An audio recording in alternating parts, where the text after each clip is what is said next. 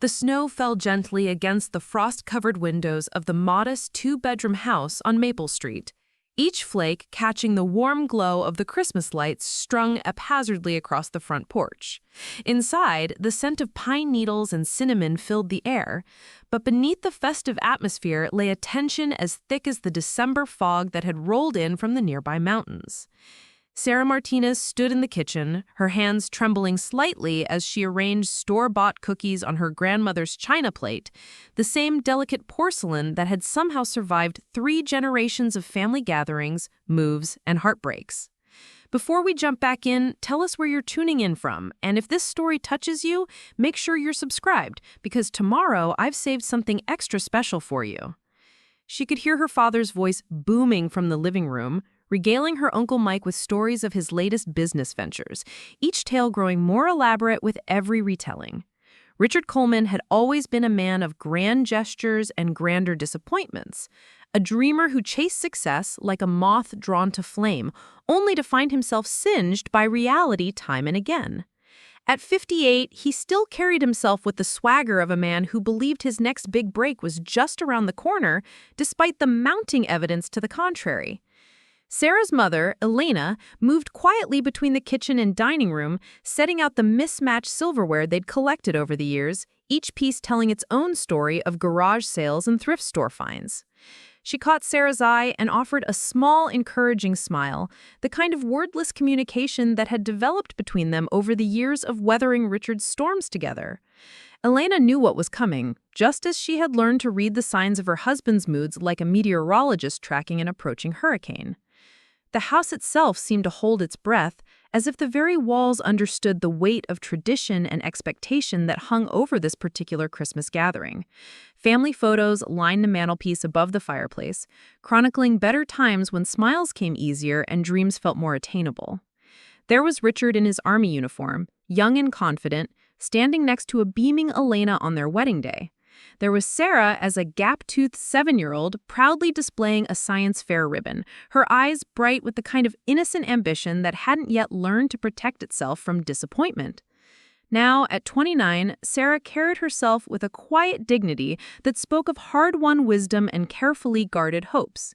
She had learned to navigate her father's volatile moods with the skill of a diplomat, always seeking to maintain peace while protecting the fragile sense of self-worth she had spent years rebuilding.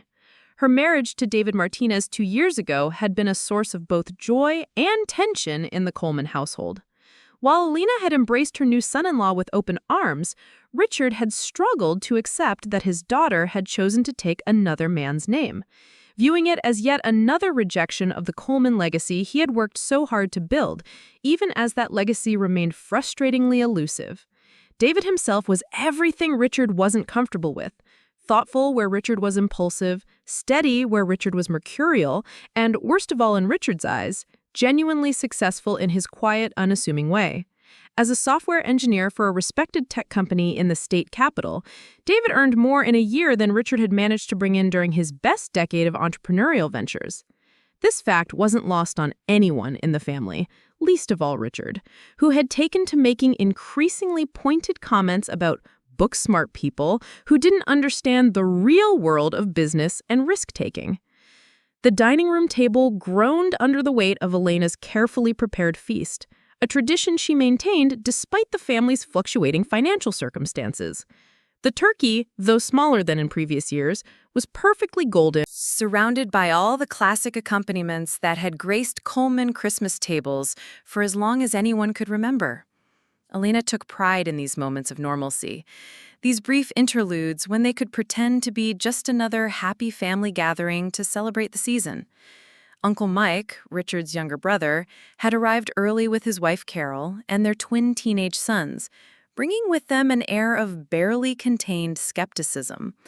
Mike had long since given up trying to talk sense into his older brother, instead choosing to observe Richard's latest schemes with the detached interest of an anthropologist studying a particularly fascinating but ultimately doomed species.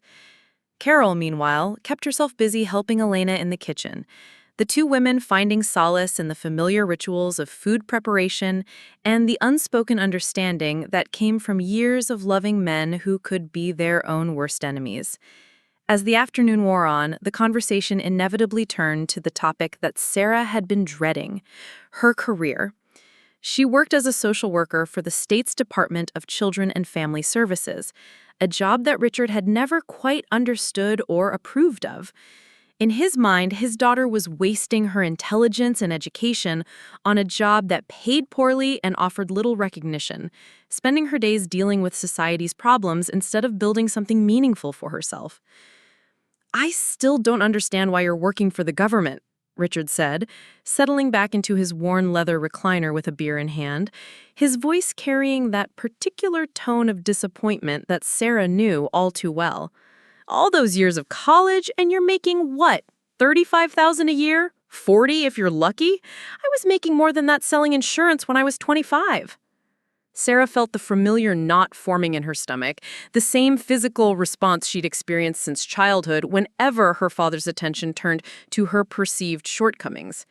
She glanced at David, who offered her an encouraging nod while carefully maintaining the neutral expression he'd perfected during family gatherings. He had learned early in their relationship that jumping to Sarah's defense often only escalated Richard's criticism, turning a pointed comment into a full-blown argument. "I like my work, Dad," Sarah replied quietly, her voice steady, despite the tension building in her chest. "I feel like I'm making a difference in people's lives. The families I work with, they need someone who cares about their children's welfare." Richard let out a dismissive snort, the kind of sound he reserved for ideas he found particularly naive or impractical. "Making a difference," he repeated, shaking his head slowly. "That's what they tell you to keep you happy while they pay you peanuts. You could be running your own business by now, building something real, something that lasts. Instead, you're just another government bureaucrat shuffling papers around."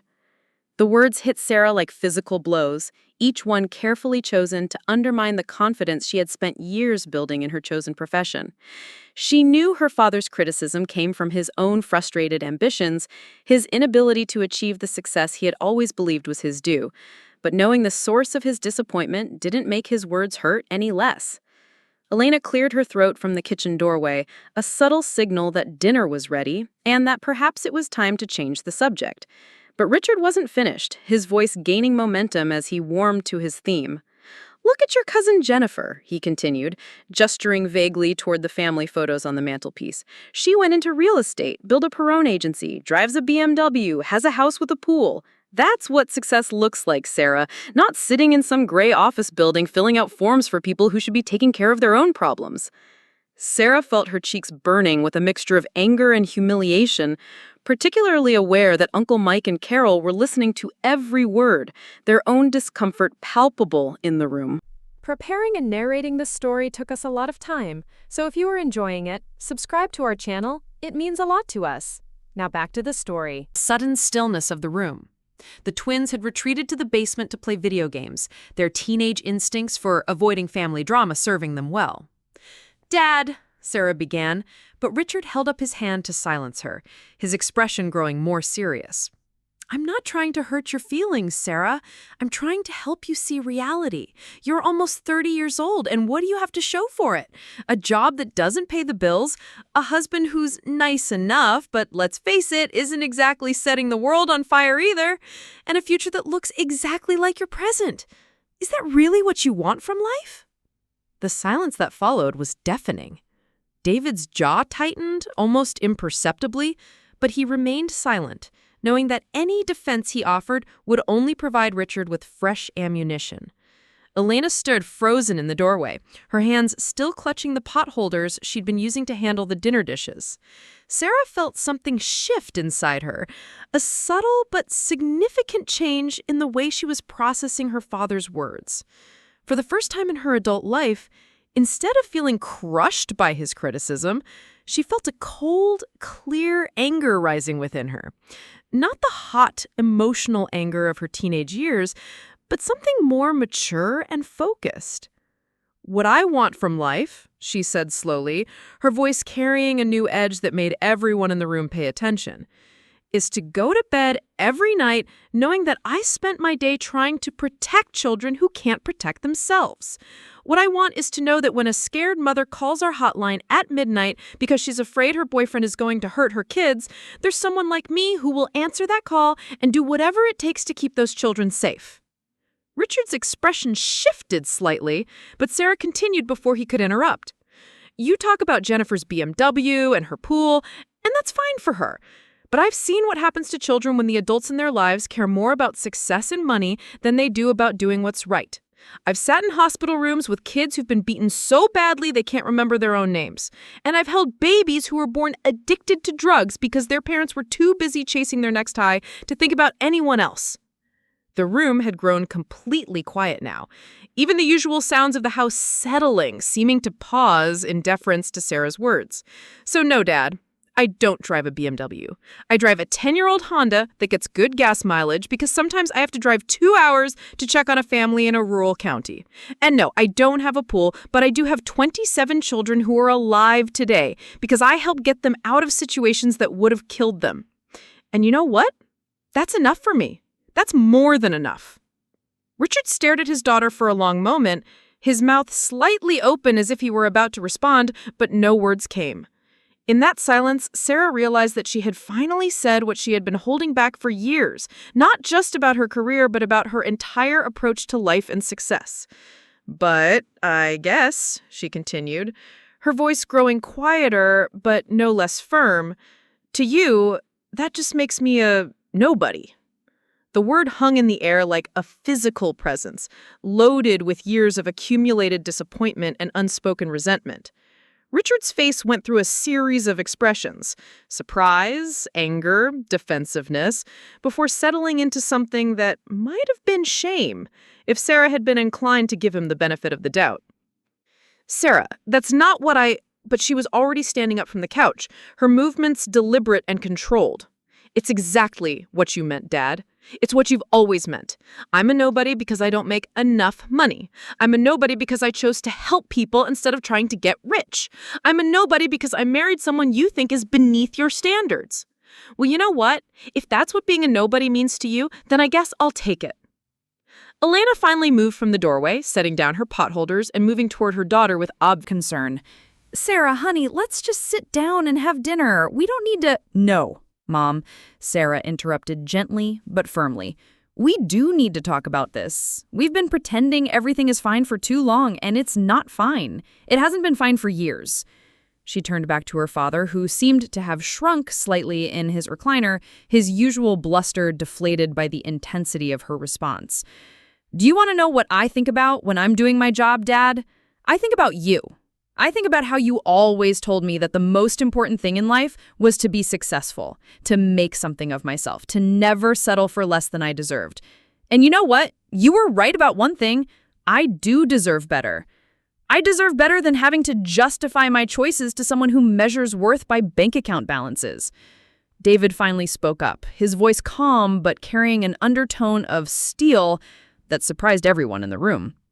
Sarah helps more people in a month than most of us help in a lifetime, Mr. Coleman. She's prevented child abuse, reunited families, and saved lives. If that doesn't qualify as success in your book, then maybe you need to find a different book. Richard's eyes flashed with anger at what he clearly perceived as insubordination from his son-in-law. Nobody asked you, David. This is between me and my daughter. Actually, Sarah interjected, David is my husband, which means this concerns him too. And unlike some people in this room, he's never once made me feel like I had to apologize for choosing a career that means something to me. The tension in the room had reached a breaking point, with years of suppressed frustration finally bubbling to the surface. Uncle Mike cleared his throat awkwardly, clearly wishing he were anywhere else in the world. Maybe we should all just— he began, but Richard cut him off with a sharp gesture. No, let's finish this, Richard said, his voice rising. Since everyone seems to have something to say about my parenting, let's get it all out in the open. Sarah, you want to know what I think? I think you're wasting your life playing savior to people who don't want to be saved. I think you're hiding behind this noble act because you're afraid to take real risks, to really try to succeed. And I think— Sarah replied, her voice steady despite the storm of emotions raging inside her. "I have a job I love, a husband who respects me, and the knowledge that I'm making the world a little bit better every day. But all you can see is what I don't have. The money, the status symbols, the external validation that you spent your whole life chasing and never finding." The accusation struck home, and Richard's face flushed red with anger and embarrassment. He stood up abruptly, his beer bottle clattering to the floor and spilling its contents across the worn carpet. "How dare you?" he began, but Sarah held up her hand to stop him. "I'm not finished, Dad. You want to know what really makes me sad? It's not your criticism or your disappointment. It's the fact that you've never once asked me about the work I do. You've never asked about the families I help or the children I protect. You've never shown any interest in understanding why I chose this career, what it means to me, or how good I am at it. All you care about is whether it impresses other people." Elena had tears in her eyes now, her hands clasped tightly in front of her as she watched her husband and daughter engage in the confrontation she had been dreading for years. She knew both of them well enough to recognize the pain beneath their angry words, the love that had somehow gotten twisted into weapons they were using to hurt each other. "That's enough," Elena said finally, her voice carrying an authority that surprised everyone in the room. "This is Christmas Day, and we are going to sit down and eat the dinner I've been preparing all morning. We are going to act like a family, even if we have to pretend for a few hours." But Sarah was already reaching for her coat, which she had hung on the back of a dining room chair. "I'm Sorry, Mom, but I can't do this anymore. I can't sit at a table and pretend everything is okay when it's not. I won't subject David to any more of this, and I won't subject myself to it either." "Sarah, please," Elena pleaded. But her daughter was already zipping up her coat, her movements quick and determined. "I love you, Mom. And I love you too, Dad, despite everything. But I'm done apologizing for who I am and what I've chosen to do with my life. When you're ready to have a real conversation about this, one that doesn't involve you telling me how disappointed you are in my choices, you know where to find me." David was already putting on his own coat, moving with the same quiet efficiency that characterized everything he did. He paused long enough to shake hands with Uncle Mike and nod politely to Carol, his good manners intact even in the midst of the family crisis. "Elena, thank you for dinner," he said quietly. "I'm sorry we're leaving like this." As they reached the front door, Sarah turned back one last time to look at her father, who was standing in the middle of the living room with his hands clenched at his sides, his face a mask of stubborn pride and wounded dignity. "For what it's worth, Dad," she said softly, "I hope someday you'll understand that being a nobody in your eyes doesn't make me a nobody in the world. It just makes me someone who measures success differently than you do." The door closed behind them with a soft click, leaving the Coleman family Christmas gathering in shambles, and the remaining family members staring at each other in uncomfortable silence. Outside, the snow continued to fall, covering the world in a blanket of pristine white that seemed to mock the messy complexity of human relationships and family expectations. The weeks that followed that disastrous Christmas dinner passed in a blur of routine and careful avoidance. Sarah threw herself into her work with renewed intensity, finding solace in the concrete problems she could actually solve, the children she could actually help, the families she could actually bring back together. Her caseload had grown heavier after the holidays, as it always did, with domestic violence incidents spiking and child welfare calls increasing in the aftermath of family gatherings that had gone wrong. January in the state capitol was a gray, sluggish month that seemed to match the mood of everyone who worked in the government complex where Sarah's office was located. The Department of Children and Family Services occupied 3 floors of a brutally efficient concrete building that had been constructed sometime in the 1970s, with all the aesthetic appeal of a federal prison. The fluorescent lights hummed constantly, casting everything in a harsh, unflattering glare that made even the healthiest people look slightly ill. Sarah's office was a small, cluttered space that she shared with her colleague, Marcus Thompson, a veteran social worker who had been with the department for 15 years and had developed the kind of gallows humor that kept people sane in their line of work. Marcus had noticed the change in Sarah since the beginning of the year, a new edge to her already impressive work ethic, a tendency to stay late and take on extra cases, a quiet intensity that suggested she was working through something significant. You know, Marcus said one Thursday afternoon as they both sat at their desks reviewing case files, whatever happened over Christmas, you don't have to punish yourself for it by working 18-hour days. Sarah looked up from the stack of reports she was reviewing, surprised by his observation. She had thought she was hiding her emotional turmoil better than that, but Marcus had always been perceptive about human behavior. It was what made him good at their job. I'm not punishing myself, though even as she said it, she wondered if that was entirely true. I'm just trying to stay focused on what's important. Marcus leaned back in his chair, which squeaked in protest under his considerable bulk.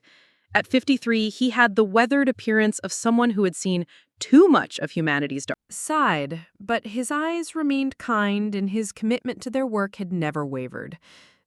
Family stuff? He asked gently, and Sarah nodded without elaborating. Marcus had heard enough stories over the years to know that family relationships could be more complex and damaging than any case file they dealt with. The phone on Sarah's desk rang, interrupting their conversation. It was the direct line that families and other agencies used to reach her, and she answered it with her usual professional tone. Department of Children and Family Services, Sarah Martinez speaking. The voice on the other end was young and frightened, barely above a whisper. Miss Martinez, this is Jenny Okafor. You helped my family last year when things were bad with my stepdad? Sarah immediately pulled up Jenny's file on her computer, her professional training kicking in as she reviewed the details of a case that had consumed several months of her life the previous year. Jenny Okafor was 17 now, living with her mother and younger brother after Sarah had successfully removed them from an abusive situation and helped prosecute the stepfather who had been terrorizing the family. Of course I remember you, Jenny. How are you doing? Is everything okay? There was a long pause, and Sarah could hear the girl struggling to compose herself. I'm okay. We're all okay. That's actually why I'm calling. I wanted to tell you something, and I wasn't sure if I should, but my mom said I should follow my heart. Sarah felt a flutter of concern. Follow-up calls from former clients weren't unusual, but something in Jenny's tone suggested this was different. What's on your mind? Sarah asked, settling back in her chair and giving the call her full attention. I got accepted to college, Jenny said, her voice suddenly bright with pride and excitement. State University, full scholarship. I'm going to study education, and someday I want to be a teacher. Sarah felt a warm rush of genuine happiness for the young woman.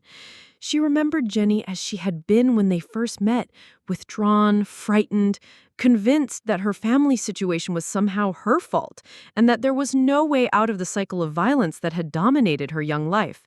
Jenny, that's wonderful, Sarah exclaimed, earning a curious look from Marcus. I'm so proud of you. You've worked incredibly hard to get where you are. That's what I wanted to tell you, Jenny continued, her voice growing more confident. None of this would have happened if you hadn't helped us. Not just the legal stuff, but the way you helped us believe that things could get better. My mom is working now. She's a manager at the grocery store downtown. Tommy is doing great in school, made honor roll last semester. And I'm going to college. Sarah felt a tears pricking at the corners of her eyes, the kind of emotional response that she usually kept carefully controlled during work hours. But Jenny's words were cutting through the professional distance she maintained, reaching something deeper. You did all the hard work, Jenny. I just helped connect you with resources. No, Jenny said firmly. It was more than that. Do you remember what you told me that day when I said I wished I had never called the hotline? When I said everything was worse because now everyone knew our business? Sarah did remember. It had been during one of the most difficult phases of the case, when Jenny was having second thoughts about the intervention and was being pressured by extended family members to recant her statements about the abuse. You told me that sometimes doing the right thing feels like the hardest thing in the world, but that doesn't make it wrong. You said that protecting my little brother and my mom was worth whatever temporary embarrassment or difficulty we were going through. And you were right. The conversation continued for another 15 minutes, with Jenny sharing details about her college plans, her part-time job at a local bookstore, and her volunteer work with a youth mentoring program. When she finally hung up, Sarah sat quietly for a moment, processing the call and its implications. Good news? Marcus asked, noticing her expression. The best kind, Sarah replied. And for the first time in weeks, she felt something shift inside her chest. A loosening of the tight knot of doubt and hurt that had taken up residence there since Christmas. Over the following days, Sarah found herself thinking about Ginny's call and what it represented. Here was concrete, undeniable evidence of the value of her work, proof that her career choice had real, lasting impact on real people's lives. It wasn't theoretical or abstract. It was a 17-year-old girl who was going to college instead of repeating her mother's pattern of accepting abuse as normal. But it wasn't just Ginny's success that affected Sarah. It was the young woman's clarity about what had made the difference in her life. Her understanding of the role Sarah had played, not just as a caseworker, but as someone who had believed in her family's ability to change their circumstances. Ginny had called not because she needed anything, but because she wanted to make sure Sarah knew that her work mattered. The contrast with her father's dismissive attitude couldn't have been starker. Where Richard saw only Sarah's government salary and lack of traditional status symbols, Ginny saw someone who had literally saved her family and changed the trajectory of multiple lives. Where Richard saw wasted potential and settling for less, Ginny saw purpose and meaning that had created ripple effects extending far into the future. Sarah began to realize that her father's criticism had shaken her more deeply than she had acknowledged, even to herself. Despite her strong words on Christmas Day, some part of her had begun to internalize his dismissive assessment of her career and its value. But Ginny's call had reminded her why she had chosen this path in the first place, and why external validation, even from family members, couldn't be the measure of work that was fundamentally about service to others. As January turned into February, Sarah noticed other signs that her work was having broader impact than she had realized. She received a thank you card from Maria Santos, whose children Sarah had helped reunify with her after the mother completed a successful drug treatment program. The card included recent photos of the children, who looked healthy and happy, and a note explaining that Maria had been clean for 8 months and had gotten a promotion at her job. A former colleague who had moved to another state sent an email asking for Sarah's advice on a particularly difficult case, noting that she had gained a reputation among social workers in the region as someone who found creative solutions to seemingly impossible problems. The state training department invited her to present a workshop on family reunification strategies at the annual conference, recognizing her innovative approach to keeping families together whenever safely possible. Each of these acknowledgments was small in itself, but together they painted a picture of professional competence and impact that stood in direct contradiction to her father's characterization of her career as meaningless bureaucratic work. Sarah began to understand that she had been looking for validation in the wrong places, measuring her worth by standards that had nothing to do with the actual value of what she accomplished every day. Meanwhile, her relationship with David had grown stronger in the aftermath of the Christmas confrontation. Her husband had always been supportive of her career, but watching him defend her work to her father had deepened her appreciation for his understanding of what she was trying to accomplish.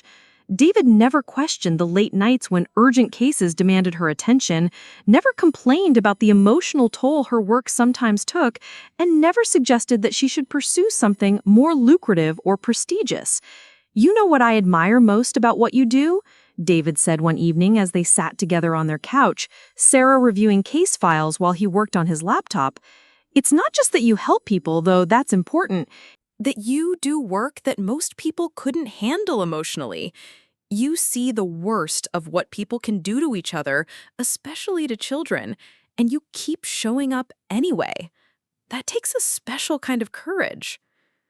His words reminded Sarah of something she had almost forgotten, that her career required not just education and training, but genuine emotional strength and resilience. Not everyone could sit across from an abusive parent and maintain enough compassion to help them change while still protecting their children. Not everyone could walk into chaotic, dangerous situations and find ways to bring stability and safety. Not everyone could handle the weight of making decisions that literally determined whether families stayed together or were separated. The more Sarah reflected on these aspects of her work, the more she began to see her father's criticism for what it really was, a reflection of his own insecurities and failed ambitions, rather than an accurate assessment of her achievements. Richard had spent his adult life chasing external markers of success without ever finding the internal satisfaction that came from meaningful work. His inability to understand or appreciate Sarah's career choice said more about his own relationship with success than it did about the value of what she was doing. This realization brought with it a complex mix of emotions. On one hand, Sarah felt a renewed sense of confidence in her professional choices and a clearer understanding of why her work mattered. On the other hand, she felt a deep sadness for her father, who seemed trapped in a cycle of pursuing achievements that would never bring him the fulfillment he was seeking.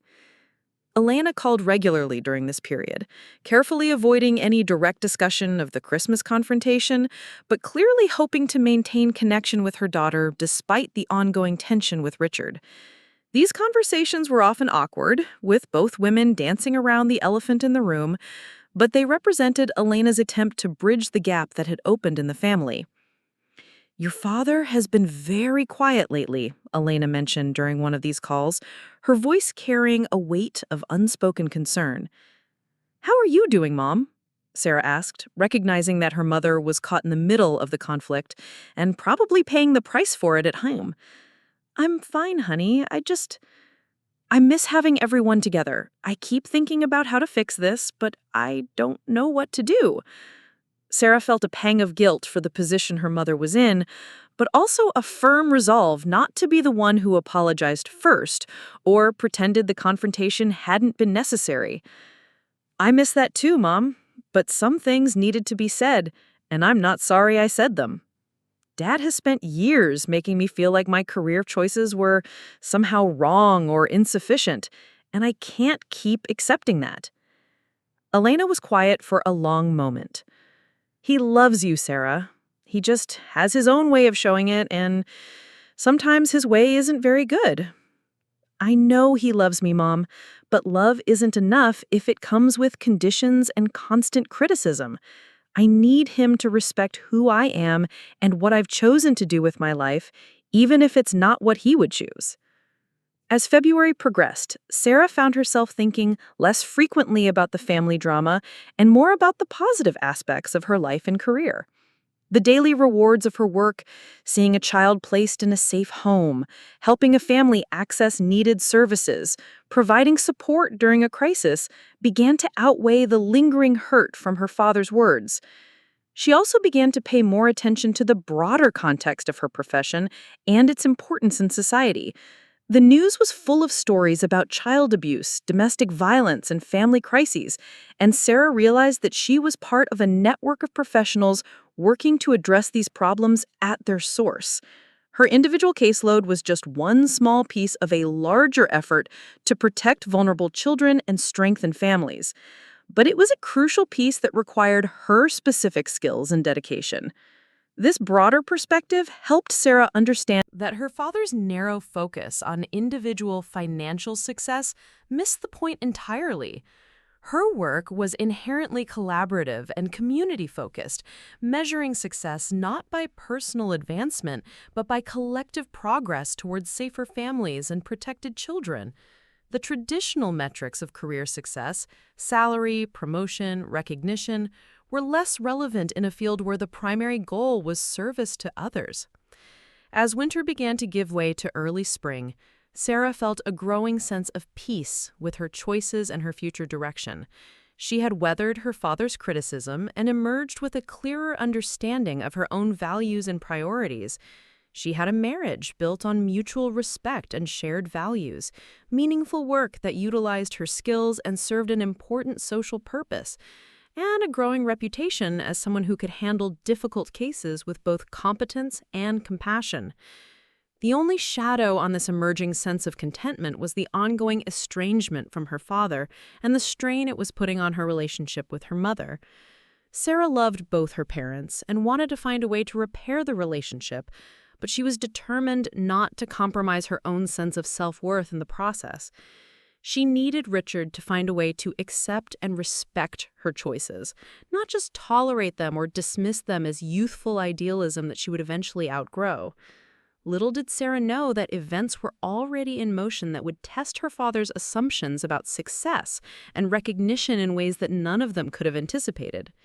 The work she was doing every day, the family she was helping, the children she was protecting, all of it was building toward a moment that would force Richard to confront his own narrow definitions of achievement and consider the possibility that his daughter had been right all along about what really mattered in life. The phone call that would change everything came on a Tuesday morning in late March, when the first hints of spring were beginning to show in the capital city's landscape. Sarah was in the middle of reviewing a particularly complex custody case when her supervisor, Margaret Chen, appeared at her office door with an expression that Sarah couldn't quite read. Margaret had been with the department for 23 years and had developed the kind of professional poker face that revealed nothing about the nature of whatever news she was about to deliver. "Sarah, could I see you in my office for a moment?" Margaret asked, her tone carefully neutral, in the way that could mean either very good news or very bad news. Sarah felt her stomach tighten slightly as she followed Margaret down the hallway to the supervisor's office, automatically running through a mental checklist of her recent cases to see if there was anything that might have gone wrong.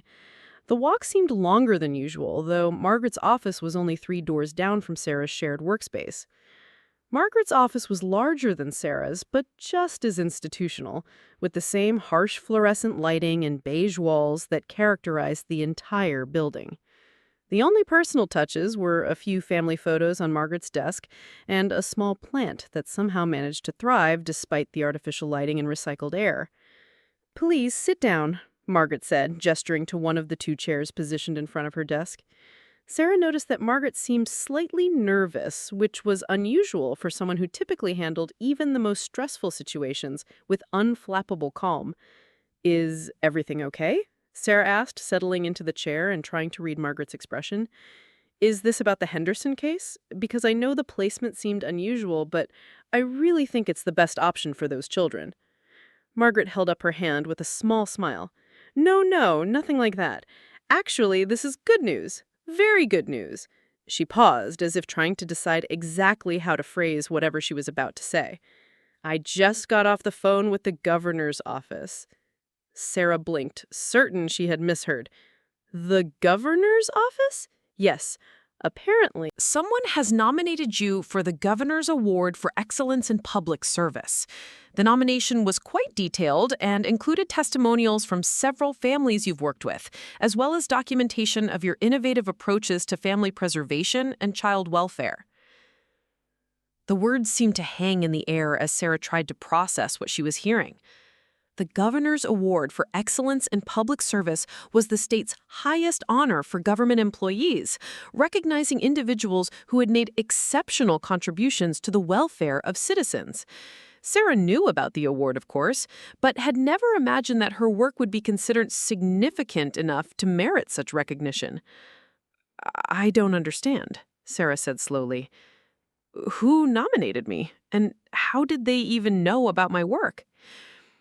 Margaret consulted the notes she had taken during her phone conversation. The nomination came from Dr. Patricia Williams at the University Medical Center. Apparently, she's been tracking outcomes for children who have been through the state welfare system, and your cases kept showing up as examples of best practices. She reached out to several of the families you've worked with, and they were eager to provide testimonials about the impact you've had on their lives. Sarah remembered Dr. Williams, though they had never met in person. She was a pediatric psychiatrist who specialized in trauma recovery and had occasionally been called in as an expert witness in some of Sarah's more complex cases.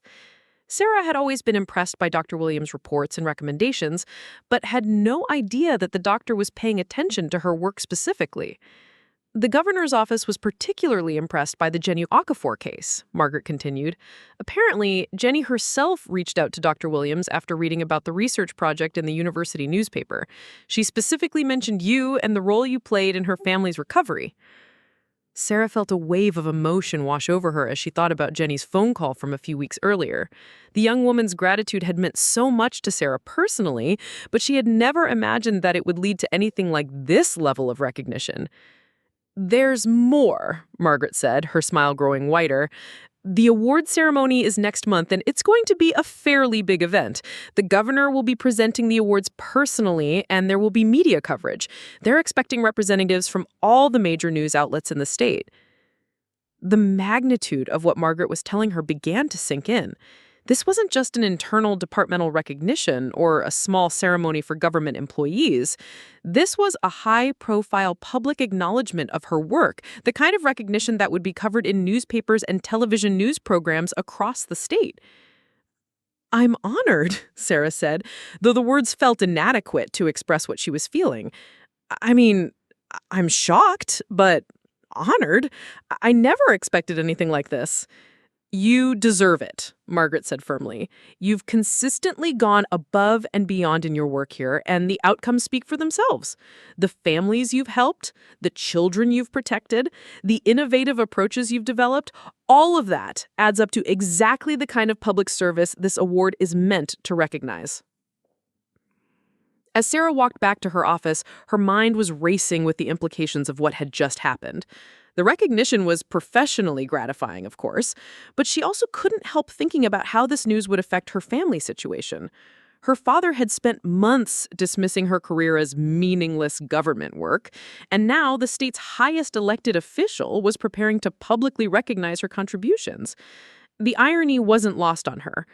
Richard Coleman, who had built his entire sense of self-worth around the pursuit of external validation and recognition, had never received anything approaching this level of public acknowledgement. Meanwhile, his daughter, whose career he considered a waste of her potential, was about to be honored by the governor himself. Sarah tried to push these thoughts aside, reminding herself that the award should be about the work itself and its impact on the families she served, not about proving anything to her father. But she was human, and the prospect of such public recognition after months of feeling dismissed and undervalued was undeniably satisfying. The news of Sarah's nomination spread quickly through the department, generating excitement and pride among her colleagues. Marcus was particularly pleased, having worked closely with Sarah on several of the cases that had been highlighted in the nomination. He had watched her develop from a competent but somewhat tentative new social worker into someone who approached even the most challenging cases with confidence and creativity. "I told you that you are doing important work," Marcus said when Sarah shared the news with him. "Now maybe people will start paying attention to what actually goes on in this building." Over the following days, Sarah found herself fielding congratulatory calls and emails from colleagues throughout the state child welfare system. Many of them mentioned that they had heard about her work through professional networks and conferences, suggesting that her reputation extended far beyond her own caseload and department. Dr. Patricia Williams called personally to congratulate Sarah and explain more about how the nomination had come about. The conversation revealed the extent to which Sarah's work had been noticed and appreciated by professionals throughout the state. "I've been studying child welfare outcomes for 15 years, Dr. Williams explained, and your cases consistently showed better long-term results than the statistical averages. When I started looking into why that was happening, your name kept coming up. The families I interviewed all mentioned specific things you had done that made a difference, not just following protocols, but going beyond them to address underlying issues." Sarah learned that Dr. Williams had been studying data on children who had been through the state system, measuring factors like educational achievement, mental health outcomes, family stability, and long-term life trajectories. Children and families who had worked with Sarah showed consistently better results across all these measures, suggesting that her approach was having lasting positive effects. "The Jenny O'Coffer case was particularly compelling," Dr. Williams continued. "When I interviewed the family as part of my research, they were very specific about how your intervention had changed not just their immediate circumstances, but their entire understanding of what was possible for their lives. That kind of transformational impact is exactly what this award is meant to recognize. The conversation with Dr. Williams helped Sarah understand that her work was being evaluated not just on immediate crisis resolution, but on long-term outcomes and sustainable changes in family functioning. This broader perspective validated her approach of investing extra time and effort in understanding the root causes of family problems rather than just addressing symptoms. As news of the award began to circulate more widely, Sarah started receiving messages from some of the families she had worked with over the years. Maria Santos, whose children Sarah had helped reunify with her after drug treatment, sent a heartfelt letter expressing her gratitude and pride in Sarah's recognition. Several other former clients reached out through the department to share their own stories of how Sarah's intervention had changed their lives. These messages were more meaningful to Sarah than the official recognition itself. They represented real people whose lives had been improved, children who were safer and healthier, families who had been given second chances to build better relationships.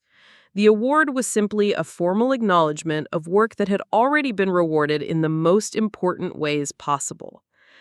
David was thrilled by News, though not surprised. He had always believed that Sarah's work was making a significant difference, and he was pleased to see her getting the recognition she deserved. More importantly, he could see how the acknowledgement was helping Sarah regain the confidence that had been shaken by her father's criticism. "I hope this helps you see yourself the way the rest of us see you," David said one evening, as they discussed the upcoming ceremony. "You've been doing award-worthy work for years. It's just nice that someone finally noticed, officially." The conversation inevitably turned to the question of whether to tell Sarah's parents about the award. Sarah had been avoiding contact with her father since the Christmas confrontation, communicating with her mother only through carefully neutral phone calls that skirted around the ongoing tension in the family. "You have to tell them," David said gently. "Whatever else is going on between you and your father, this is a huge honor, and your mother would want to know. She'd be so proud of you." Sarah knew David was right, but she was reluctant to open up communication with her father when she was still processing her feelings about their confrontation. She also wasn't sure she wanted to deal with whatever reaction Richard might have to news that contradicted his assessment of her career choices. "I'll call Mom," Sarah finally decided. "She can decide whether or how to share the news with Dad. I'm not ready to talk to him directly yet." The phone call with Elena was emotional and complicated. Sarah's mother was overjoyed by the news of the award, but her excitement was tempered by sadness about the ongoing family rift. Elena clearly wanted this recognition to serve as a bridge between Sarah and Richard, but she was careful not to pressure her daughter into reconciling before she was ready. "I'm so proud of you, sweetheart," Elena said, her voice thick with emotion. "I always knew you were doing important work, even if I didn't always understand all the details. To have the governor himself recognize what you've accomplished, that's incredible." "Thanks, Mom. It means a lot to hear you say that. I know these past few months have been difficult for everyone." There was a pause before Elena spoke again.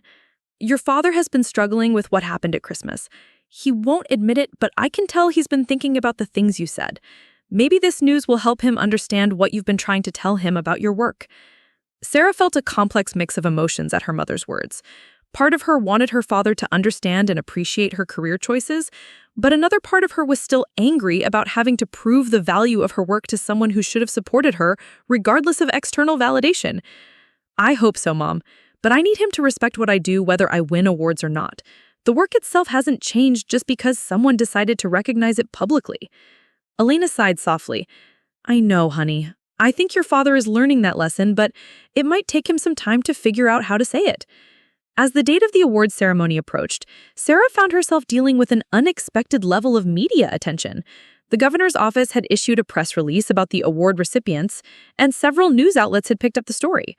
A reporter from the state's largest newspaper called to request an interview, and a local television station wanted to do a feature story about Sarah's work. This level of public attention was completely foreign to Sarah, who had spent her career working largely behind the scenes. The idea of being interviewed on television or having her photograph in the newspaper was both exciting and intimidating. She had never sought public recognition for her work, and she wasn't sure how to handle the spotlight that was suddenly being directed at her. Margaret helped Sarah prepare for the media interviews, coaching her on how to talk about her work in ways that would be accessible to general audiences, while still conveying the complexity and importance of child welfare services. Practiced explaining specific cases without violating confidentiality requirements, and discussing the broader systemic issues that affected the families Sarah worked with. Remember, Margaret advised, this is an opportunity to educate people about what we do here and why it matters. Most people don't really understand the child welfare system until they need it, and then they're usually in crisis. You can help people see that this work is about more than just removing children from bad situations. It's about strengthening families and communities. The newspaper interview went well, with the reporters showing genuine interest in understanding the challenges and rewards of Sarah's work. The resulting article was thoughtful and detailed, focusing on Sarah's innovative approaches to family preservation and the long-term outcomes she had achieved with difficult cases. The television interview was more challenging, requiring Sarah to condense complex ideas into brief, compelling sound bites. But the reporter was sympathetic and well-prepared, asking questions that allowed Sarah to explain not just what she did, but why it mattered and how it made a difference in people's lives. Both stories generated positive responses from viewers and readers, with the department receiving several calls from people expressing appreciation for the work Sarah and her colleagues were doing. Some former clients reached out to share their own experiences with the child welfare system, many of them echoing the themes that had emerged in Sarah's award nomination. The week before the ceremony, Sarah received an unexpected call from someone she hadn't heard from in months, her cousin Jennifer, the real estate agent whose success her father had held up as an example during their Christmas confrontation. Jennifer had seen the newspaper article about Sarah's award and wanted to congratulate her personally. "I had no idea you were doing such important work," Jennifer said, her voice carrying genuine admiration. "I mean, I knew you were a social worker, but reading about those families you've helped and the differences you've made, that's incredible, Sarah. I'm really proud to be related to you." The conversation was surprisingly meaningful for Sarah, who had always felt somewhat distant from Jennifer despite their family connection. Jennifer's success in real estate had been achieved through hard work and business acumen, but it was fundamentally different from the kind of service-oriented work that Sarah had chosen. Yet Jennifer seemed to understand and appreciate the value of what Sarah was doing in a way that Sarah's own father had not. "Your dad must be over the moon about this recognition. I know he's always been so proud of you." Sarah felt a pang of sadness at her cousin's assumption. "Actually, Dad and I haven't been talking much lately. We had a disagreement about my career choices, and things have been strained between us." There was a surprised silence on the other end of the line. "Really? That doesn't sound like Uncle Richard. He used to brag about you all the time when you were in college. He was always talking about how smart you were and how you were going to change the world." This information caught Sarah off guard. She had no memory of her father expressing pride in her academic achievements or her early career goals. If anything, she remembered him being skeptical about her choice to study social work and her decision to pursue a career in public service.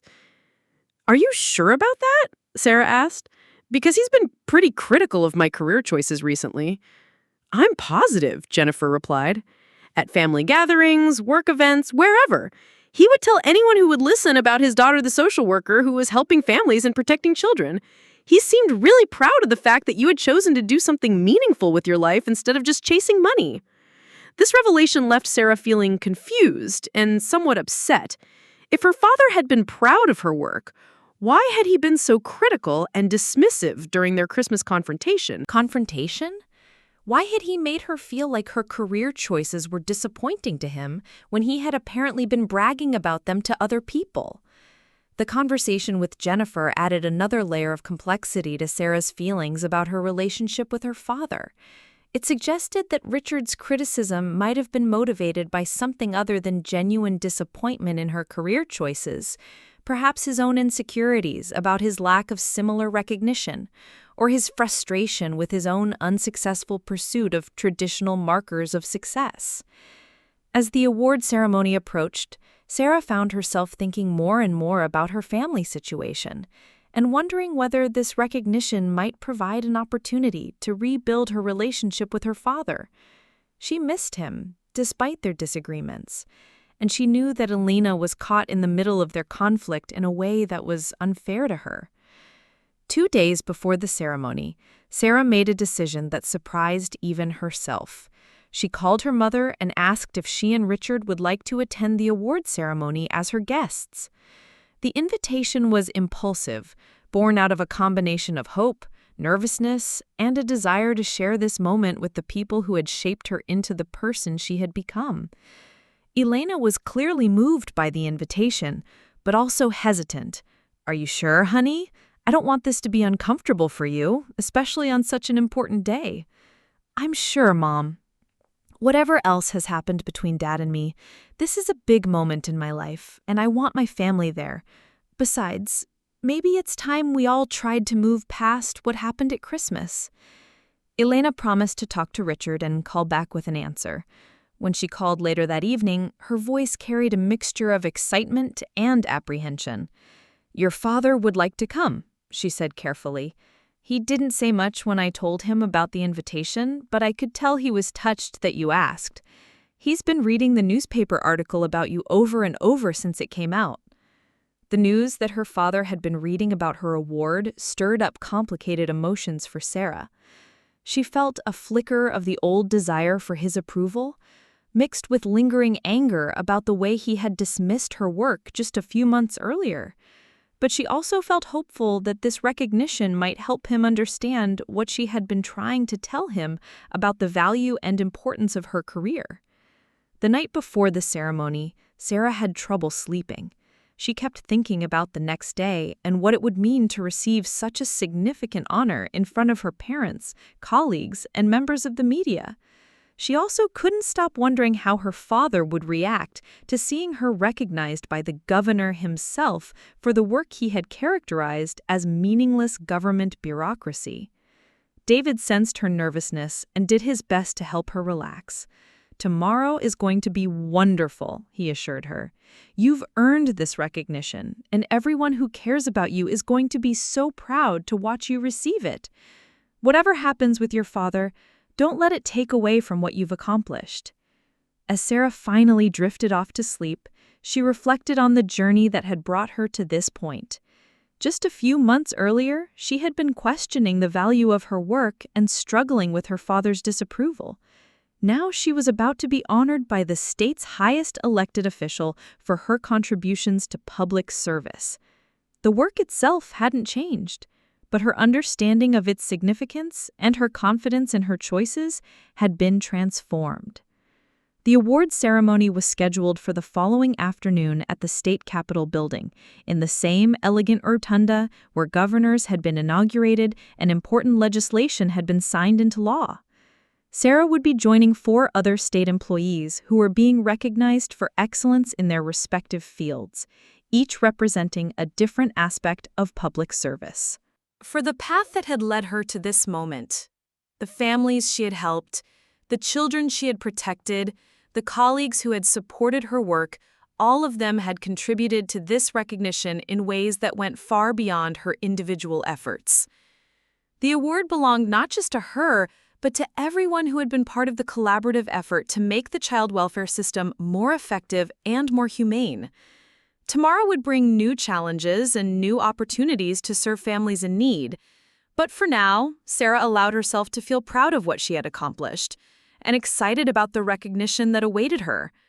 Whatever the future held, she knew that she had found her calling in work that made a real difference in the world, and no amount of criticism or doubt could take that knowledge away from her. The morning of the awards ceremony dawned crisp and clear, with the kind of brilliant blue sky that made the state capitol building's white dome gleam like polished marble against the horizon. Sarah stood in front of her bedroom mirror, adjusting the navy blue dress she had chosen for the occasion, her hands trembling slightly with a combination of excitement and nervousness that she couldn't quite shake. David appeared behind her in the mirror, straightening his tie with the same careful attention to detail he brought to everything in his life. He caught her eye in the reflection and smiled reassuringly. "You look perfect," he said, placing his hands gently on her shoulders. More importantly, you look like someone who deserves every bit of the recognition you're about to receive." Sarah took a deep breath, trying to center herself for what promised to be an emotionally complex day. The ceremony itself was scheduled for 2 o'clock, but they needed to arrive early for a reception with the other award recipients and various state officials. Her parents would meet them at the Capitol building, arrangement that felt both natural and strange after months of estrangement. The drive to the Capitol took them through the heart of the city, past the neighborhoods where many of Sarah's clients lived, through the business district where David worked, and finally up the tree-lined avenue that led to the imposing government complex. Sarah found herself thinking about all the time she had driven these same streets on her way to court hearings, home visits, and emergency calls, never imagining that she would one day be traveling this route to receive the state's highest honor for public service. The Capitol building itself was a masterpiece of 19th century architecture, its soaring dome and classical columns designed to inspire both awe and confidence in the democratic process. As their car approached the main entrance, Sarah could see news vans from several television stations positioned around the building's perimeter, their satellite dishes extended and crews checking equipment in preparation for coverage of the ceremony. The media attention still felt surreal to Sarah, who had spent her career working largely out of public view. She understood intellectually that the governor's award was considered newsworthy, but seeing the concrete evidence of media interest made her stomach flutter with a fresh wave of nervousness. They were directed to a designated parking area reserved for ceremony participants and their families. As Sarah and David walked toward the main entrance, they passed a small group of protesters holding signs advocating for increased funding for social services. One of the protesters, a gray middle-aged woman with intense eyes, recognized Sarah from the newspaper coverage and approached her with obvious excitement. "Are you Sarah Martinez?" the woman asked, and when Sarah nodded, her face broke into a wide smile. "I wanted to thank you personally. My granddaughter was in the foster care system for 2 years, and workers like you made all the difference in keeping our family connected during that time. This recognition is so well-deserved."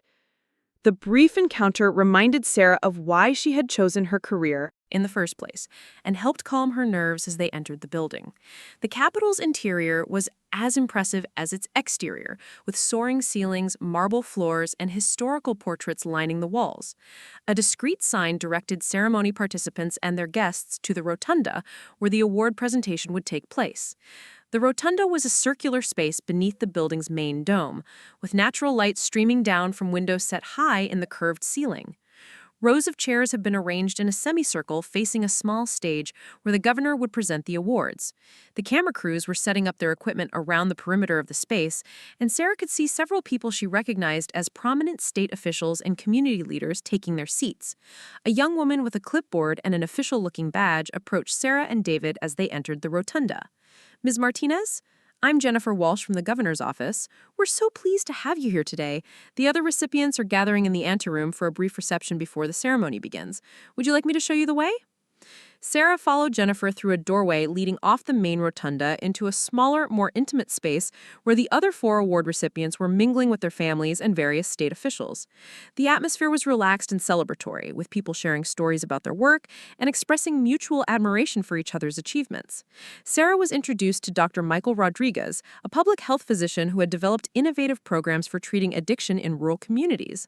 Janet Thompson, a teacher who had created literacy programs that had dramatically improved reading scores in underserved schools. Robert Kim, an environmental engineer who had designed cost-effective water treatment systems for small municipalities, and Colonel Patricia Jackson, a state police officer who had pioneered community policing initiatives that had reduced crime rates while improving police-community relations. Each of these individuals had dedicated their careers to public service in different ways, but Sarah was struck by the common thread that ran through all their stories, a commitment to using their skills and expertise to solve problems that affected real people's lives. The diversity of their backgrounds and specialties reinforced her understanding that meaningful work could take many forms, but that it was always characterized by a focus on service to others rather than personal advancement. As Sarah was talking to Dr. Rodriguez about the challenges of providing mental health services to families in crisis, she noticed a familiar figure entering the reception room. Richard Coleman stood in the doorway for a moment, scanning the crowd with an expression that Sarah couldn't quite read. He was wearing his best suit, the same one he had worn to Sarah's college graduation, and his hair was carefully combed in a way that suggested he had taken special care with his appearance for the occasion. Elena appeared beside Richard, looking elegant in a dress that Sarah remembered from special occasions throughout her childhood. Her mother's eyes found Sarah's across the room, and Elena's face lit up with such obvious pride and joy that Sarah felt tears threatening to form in her own eyes. Sarah excused herself from her conversation with Dr. Rodriguez and made her way across the room to where her parents stood, still looking somewhat uncertain about whether they belonged in such official surroundings. As she approached, Sarah could see that her father's expression had shifted from uncertainty to something approaching awe as he took in the formal setting and the obvious importance of the occasion. "Mom? Dad?" Sarah said, her voice catching slightly with emotion. "Thank you for coming. It means so much to me that you're here." Elena immediately enveloped her daughter in a warm hug, whispering congratulations and expressions of pride that made Sarah's throat tighten with unshed tears. Elena stepped back. Richard remained standing slightly apart, his hands clasped behind his back, in a posture that Sarah recognized as his way of dealing with situations where he felt emotionally overwhelmed. For a moment, father and daughter simply looked at each other, both of them remembering the harsh words that had been exchanged on Christmas Day and the months of silence that had followed. Then Richard stepped forward and, somewhat awkwardly, embraced his daughter in a hug that felt different from any physical affection he had shown her in years. "I'm proud of you, Sarah," he said quietly, his voice rough with emotion he was clearly struggling to control. "I should have said that a long time ago, but I'm saying it now. I'm proud of you." The simple words carried the weight of months of unspoken regret and grudging recognition, and Sarah felt something shift inside her chest, a loosening of the tight knot of hurt and anger she had been carrying since their confrontation.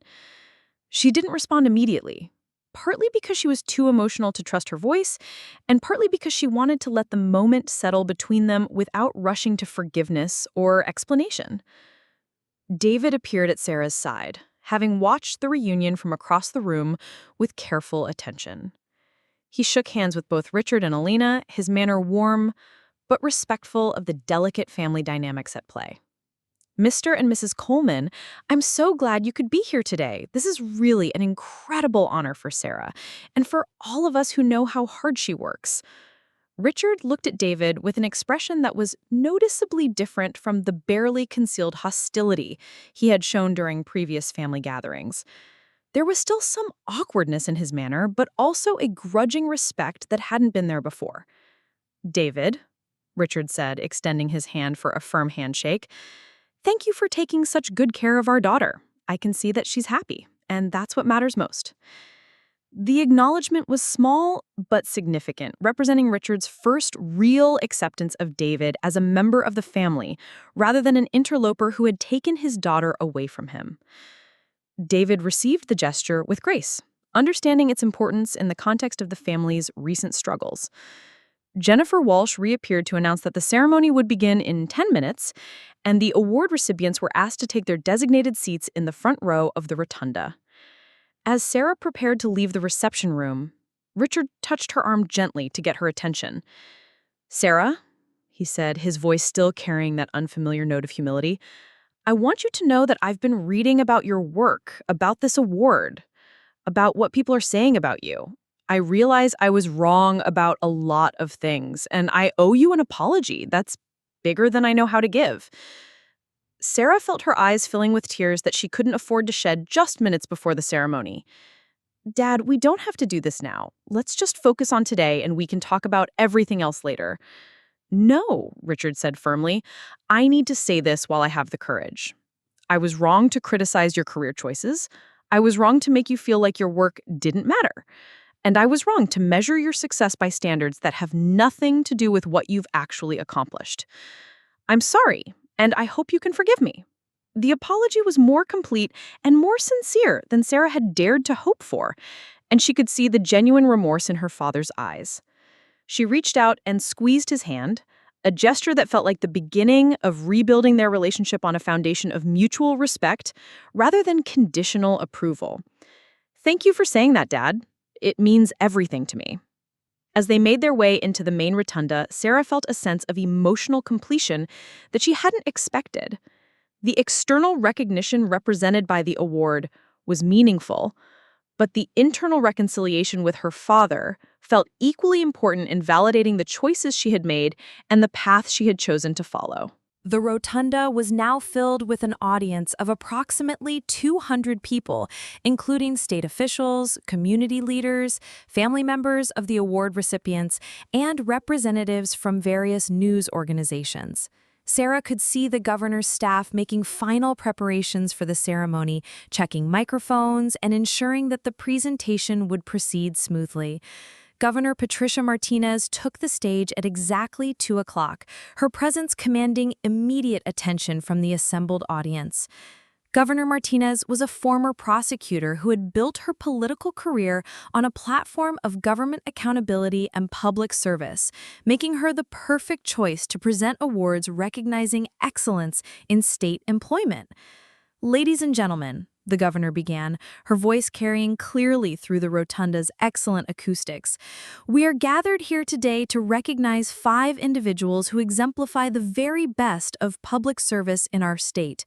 These men and women have dedicated their careers to solving problems, serving communities, and making life better for their fellow citizens.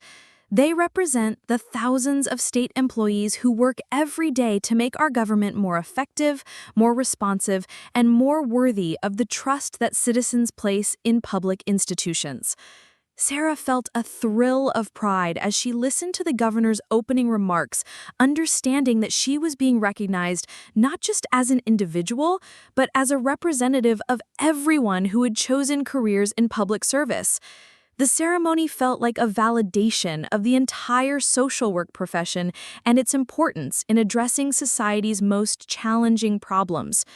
The governor called each recipient to the stage individually, presenting their awards while reading detailed citations that described their achievements and their impact on the communities they served.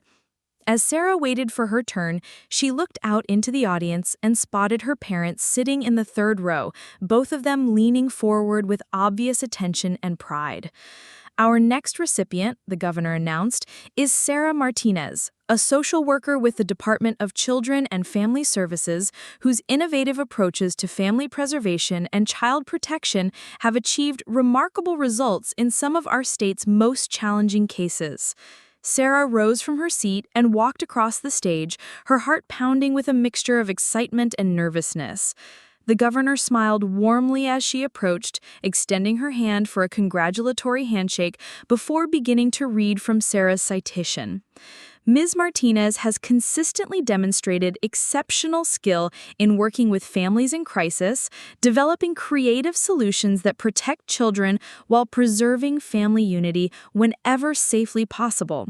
Her work has resulted in significantly better outcomes for the children and families she serves, with higher rates of successful family reunification and lower rates of repeat intervention compared to state averages."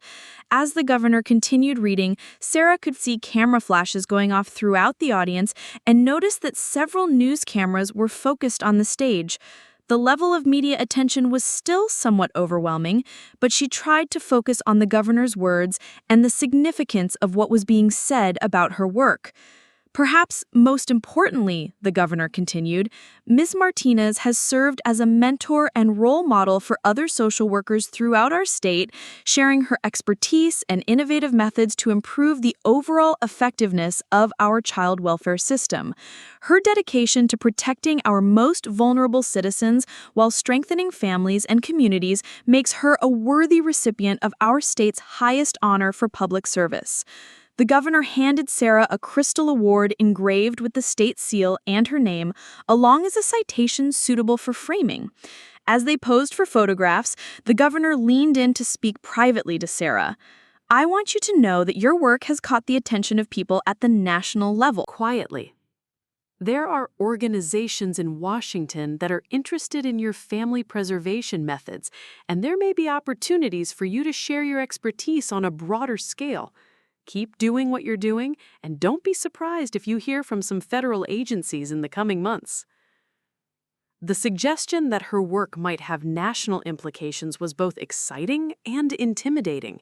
Sarah had always focused on the immediate needs of the families on her caseload, never imagining that her methods might be applicable on a larger scale.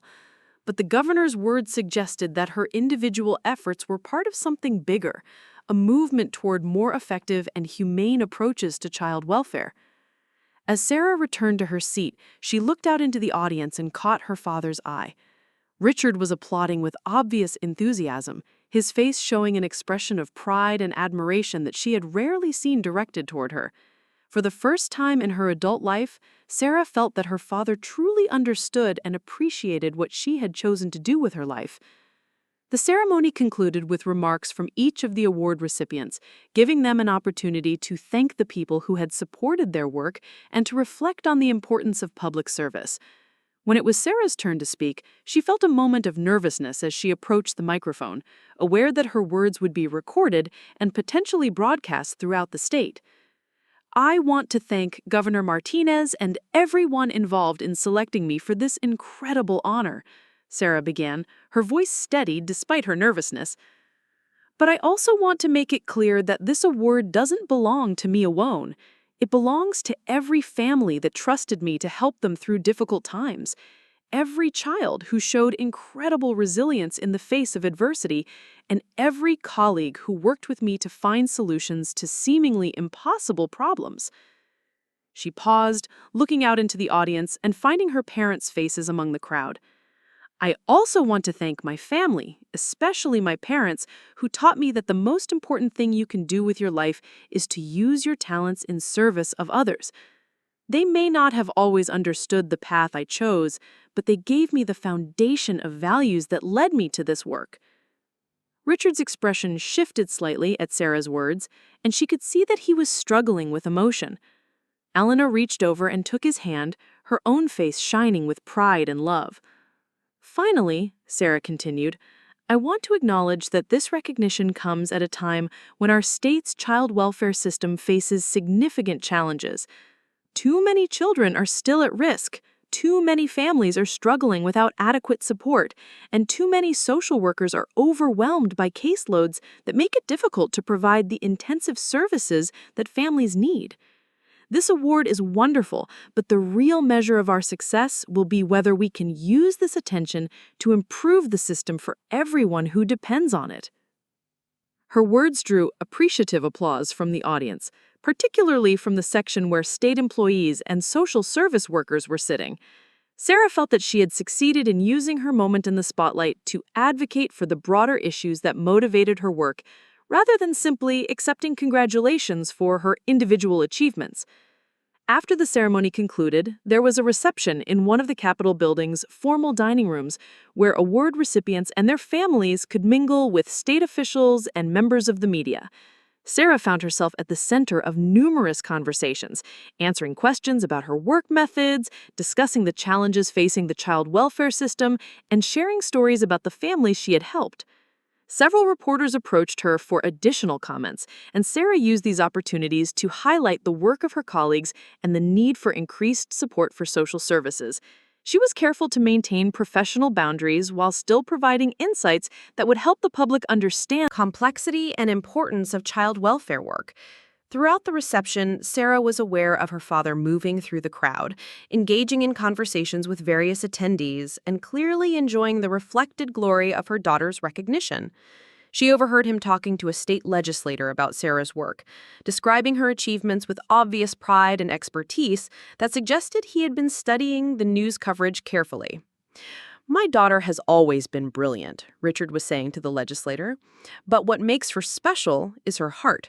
She could have done anything with her intelligence, but she chose to dedicate herself to protecting children who can't protect themselves. That takes a special kind of person."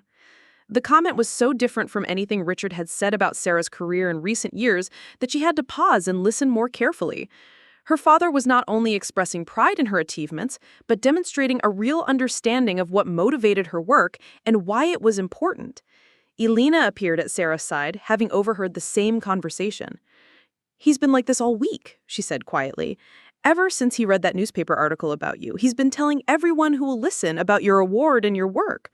I think he's finally beginning to understand what you've been trying to tell him." As the reception continued, Sarah found herself approached by Dr. Patricia Williams, the physician whose research had led to her nomination for the award. Dr. Williams was an elegant woman in her 50s with silver hair and the kind of presence that commanded respect in professional settings. "Ms. Martinez, I wanted to congratulate you personally and thank you for the work you do," Dr. Williams said, extending her hand for a warm handshake. "Your cases have been instrumental in my research on child welfare outcomes, and I hope you know that your methods are being studied by social workers and researchers across the country." Sarah was honored to meet the person whose recommendation had led to her recognition, but she was also curious about the broader implications of Dr. Williams' research. "I'd love to learn more about your findings and how they might be used to improve services for other families." "Actually," Dr. Williams replied, "I was hoping we could discuss that. There are several organizations, including some federal agencies, that are interested in developing training programs based on your approaches to family preservation. Would you be interested in exploring opportunities to share your expertise with social workers in other states?" The possibility of influencing child welfare practices beyond her own caseload was both exciting and daunting. Sarah had always focused on the immediate needs of the families she served, but the idea that her methods could help children and families across the country was deeply appealing. "I'd definitely be interested in learning more," Sarah replied. "Anything that could help more children stay safely with their families while still protecting them from harm is worth exploring." As the reception began to wind down, Sarah's family gathered together for photographs with the award and the certificate. Richard insisted on taking several pictures with just Sarah, his arm around her shoulders and his face showing unmistakable pride and joy. "I want everyone to see these pictures," he said as David snapped photos with Sarah's camera. "I want the whole world to know that my daughter won the Governor's Award for Excellence in Public Service." The statement was such a complete reversal from his criticism just a few months earlier that Sarah felt almost dizzy with the emotional whiplash. But she could see that her father's change of heart was genuine, based on a real understanding of what she had accomplished, rather than just a reaction to external recognition. As they prepared to leave the Capitol building, Richard pulled Sarah aside for a private conversation. They stood in one of the building's quiet corridors, away from the crowd and the cameras, and for the first time in months, they had an opportunity to talk honestly about their relationship. "Sarah," Richard began, his voice carrying a vulnerability that she had rarely heard from him, "I need you to understand something. When I criticized your career choice, it wasn't really about you or your work. It was about my own failures and my own insecurities about not achieving the kind of success I always thought was important." Sarah listened carefully, recognizing that her father was struggling to articulate feelings that he had probably never examined closely before. "I spent so many years chasing business success, trying to prove myself by making money and building something impressive, and I never achieved what I thought I should achieve. When I looked at your career, I couldn't see past my own narrow definition of success. I couldn't see that you had already achieved something much more meaningful than anything I ever accomplished." The admission was painful for Richard to make, and Sarah could see how much it cost him to acknowledge his own shortcomings so directly. But she appreciated his honesty and his willingness to examine his own motivations rather than simply apologizing for his behavior. "Today, watching you receive that award, listening to the governor talk about your work, seeing how respected you are by your colleagues and the families you've helped, I finally understood what you've been trying to tell me. You didn't settle for less, Sarah. You aimed higher than I ever did. You chose to measure success by the difference you make in people's lives, rather than by money or status. And you achieved something that most people never even attempt." Sarah felt tears forming in her eyes as she listened to her father's words. This was the understanding and acceptance she had longed for, not just of her career choices, but of her fundamental values and priorities. "Thank you for saying that, Dad. It means more to me than I can express. But I also want you to know that I never intended to reject the values you and Mom taught me. I just interpreted them differently than you expected." Richard nodded slowly, his expression thoughtful. "You interpreted them correctly, Sarah. I lost sight of what was really important, but you never did. That's why you're receiving awards from the governor while I'm still trying to figure out what I want to be when I grow up. The self-deprecating comment was so unlike Richard's usual bluster and defensiveness that Sarah couldn't help but smile. She could see that her father was genuinely humbled by the day's events and ready to rebuild their relationship on a foundation of mutual respect. "I love you, Dad," she said simply, reaching out to hug him. "I've always loved you, even when we disagreed about things. I'm glad we can finally understand each other." As they rejoined the rest of the family, Sarah felt a sense of completion that went beyond the professional recognition she had received. The award was wonderful, but the reconciliation with her father felt equally important in validating her choices and confirming her sense of who she was and what she stood for. The drive home was quiet but comfortable, with Sarah and David both processing the emotional intensity of the day. As they pulled into their driveway, Sarah realized that tomorrow she would return to her regular caseload, her cramped office, and the daily challenges of protecting children and strengthening families. The external recognition was gratifying, but the real reward had always been the work itself and its impact on the people she served. That evening, as Sarah and David sat together on their couch reviewing the newspaper coverage of the ceremony, David made an observation that captured something important about the day's events. "You know what struck me most about today?" he said, looking at a photograph of Sarah receiving her award from the governor. "It wasn't just that you got the recognition you deserved, though that was wonderful. It was seeing your father finally understand who you really are and what you've accomplished. That seemed almost as important to you as the award itself." Sarah considered David's words and realized he was right. Professional recognition had been meaningful, but the personal reconciliation with her father had been equally significant. For the first time in her adult life, she felt fully accepted and appreciated by both her chosen family and her family of origin. "I think," Sarah said slowly, "today was about more than just individual achievement. It was about understanding different definitions of success and finding ways to bridge the gap between them. Dad spent years thinking that meaningful work had to come with traditional markers of success, and I spent years thinking that I had to choose between family approval and personal fulfillment. Today, we both learned that those aren't the only options." As they prepared for bed, Sarah reflected on the unexpected turns her life had taken in recent months. The family crisis that had begun with Christmas dinner had ultimately led to a deeper understanding of her own values and a stronger relationship with her father. The professional recognition that had seemed so unlikely just a few months earlier had opened up possibilities for influencing child welfare practices on a national scale.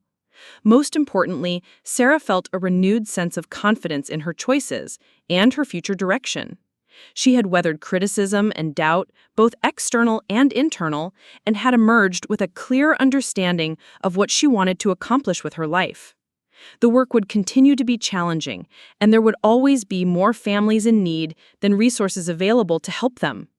But Sarah now knew with absolute certainty that she had found her calling in work that used her skills and passion in service of society's most vulnerable members. The next morning brought a return to routine, with Sarah arriving at her office to find a stack of new case files and several urgent messages requiring immediate attention. But she also found congratulatory notes from colleagues throughout the state, thank you cards from former clients who had seen news coverage of her award, and invitations to speak at professional conferences about her innovative approaches to family preservation. As Sarah settled into her desk and began reviewing the day's priorities, she felt a deep sense of satisfaction with the path she had chosen. The external recognition had been wonderful, but the real validation came from knowing that her work was making a difference in real people's lives, one family at a time. Whether her father understood it or not, whether the governor recognized it or not, the work itself would always be its own reward. Marcus arrived at the office later that morning with a newspaper clipping and a broad smile. "Look at this," he said, showing Sarah the front page of the state's largest newspaper, which featured a photograph of her receiving the award along with a detailed article about her work and its impact. "My daughter the celebrity," Marcus joked, but his pride in his colleague's achievement was obvious. "I've been getting calls all morning from social workers in other counties who want to know about your methods. I think you're going to be famous in child welfare circles." Sarah laughed, but she was also aware that increased visibility would bring both opportunities and responsibilities. If other professionals were interested in her approaches, she would need to find ways to share her knowledge while still maintaining her focus on her own caseload and the families who depended on her services. As the morning progressed, Sarah received a call that reminded her why she had chosen this work in the first place.